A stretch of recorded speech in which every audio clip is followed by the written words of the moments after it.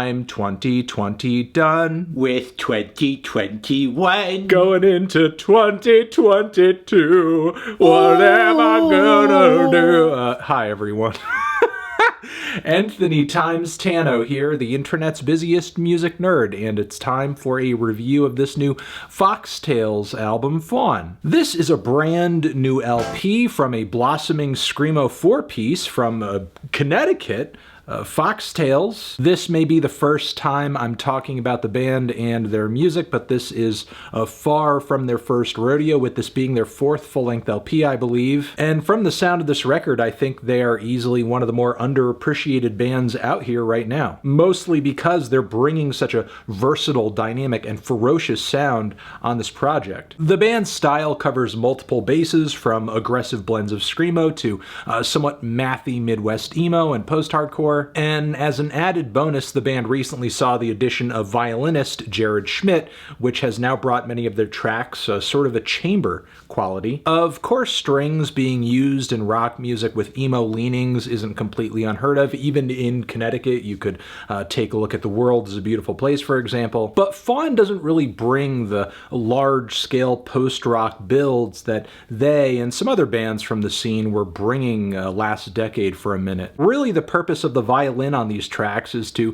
add a touch of counterpoint or some subtle reinforcement to the already moody rock passages and transitions and heavy aggressive climaxes. The band's standout characteristics don't end there, though. Take a look at singer-bassist Megan Cadena Fernandez, who honestly has one of the sickest screams I've heard in a minute. They pull off some great convincing cleans too, without dipping far into that nasally stereotypical emo timbre. And lyrically, I would say Megan pretty much meets and exceeds SCREAMO's standards for very poetic and flowery but also anguished lyricism. Like, for example, on the track ATAQUE de NERVIOS, play dead for fun, strategically withdrawn, at odds with a longing for closeness, I'm lost, impeccably preserved yet never reassured, pining away, I will never be pure. This and other moments on the record are legitimately devastating, especially with the menacingly heavy guitars that finish off this track right after. Megan also sounds very comfortable on this record, delivering despondent spoken word passages over very slow-moving rock instrumentation a la Slint. And not to shift too much focus away from the drums and guitars on this LP, because they're honestly pretty great as well and serve as a strong backbone for pretty much everything here. Whether you're picking up on the subtle and mathy groove switches in the first half of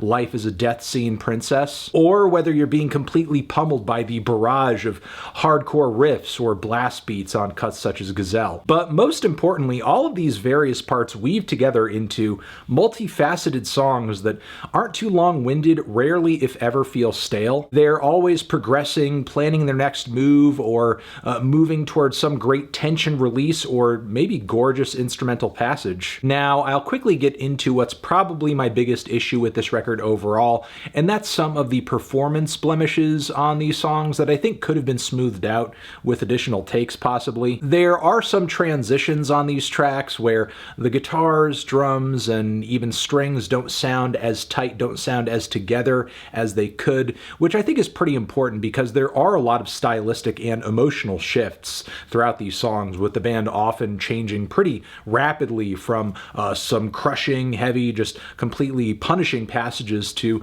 stuff that's a lot more subtle and low-key. I will say that only happens every once in a while, though. The band really is on their shit when it counts, like on the progressively speedy riffs on the second half of Space Orphan, or the crushing guitar, bass, and violin layers that come right after. And vocally, I think Megan's cleans can be a little off-pitch here and there too, especially on the song Star-Crossed, but meanwhile on a track such as Gazelle, they're completely nailing it, not to mention the desperate and bone-chilling shouts delivered on Gallons of Spiders. Gallons of spiders went flying through the stratosphere. That is a song title. Then again, there's the violins, which I do think add an essential flavor to this album's character, but the counterpoint they're adding on any given song can vary from bold to sort of bland. Much of the time, the violins are adding a certain, I think, artsiness or emotional depth and weight to these songs, especially on Catalyst and Space Orphan and the So It Goes interlude. But then once once more with the song Star-Crossed, we have string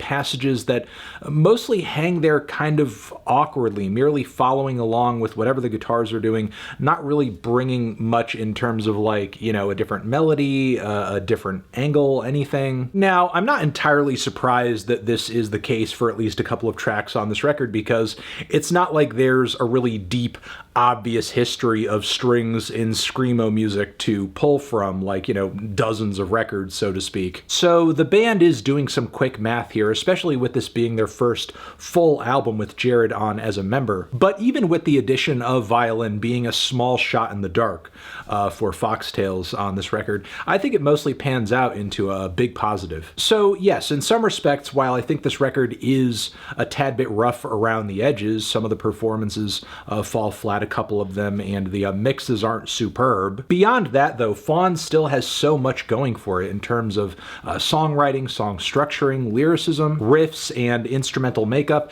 as well as the overall flow to this record as well. I kind of think this thing's a breath of fresh air for screamo right now, generally, if I'm being frank. The closing track on this record, I think, is as strong a final statement you could ask for. Megan's manic spoken word and monstrous screams are pushed to the brink. The fast-paced guitars and string licks that come after have almost a classical thrust to them. And the breakdown that closes things out is easily the most massive on the entire record. What a great introduction to a band that at this point is pretty much flooring me, but still sounds like they have so much room to grow and so much potential to look forward to.